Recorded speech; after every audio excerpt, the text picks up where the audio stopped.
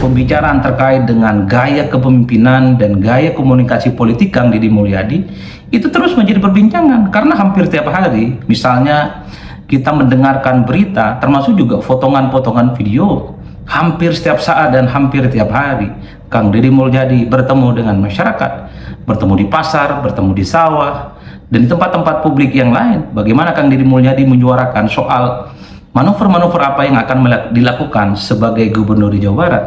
Kuncinya adalah siapapun di negara kita yang menjadi pejabat publik dan ingin selalu menjadi perbincangan, termasuk juga ingin jadi rujukan, sering-seringlah berkunjung ke masyarakat, sering-seringlah bertemu dengan mereka, menyelami kesulitan-kesulitan hidup yang mereka lakukan, mulai dari petani, kemudian dari buruh, orang-orang yang ada di pasar, masyarakat-masyarakat yang ada di pedalaman, pedesaan yang memang selama ini memang tidak pernah tersentuh oleh para pemimpin dan tidak pernah tersentuh oleh perubahan apapun.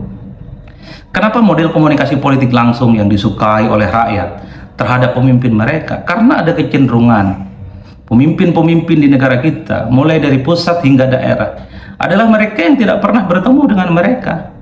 Mereka itu, rakyat, hanya dikunjungi dan bertemu setiap 5 tahun sekali.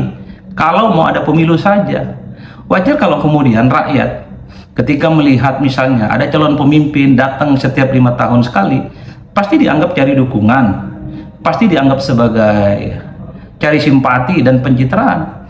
Oleh karena itu, salah satu menurut saya spotlight kenapa Deddy Mulyadi itu menjadi pembicaraan, karena memang begitu seringnya Kang Deddy Mulyadi itu turun ke masyarakat, turun ke bawah, kakinya nyentuh ke tanah, datang dari satu tempat ke tempat yang lain, berdiskusi dengan masyarakat secara umum. Jadi di situ kuncinya.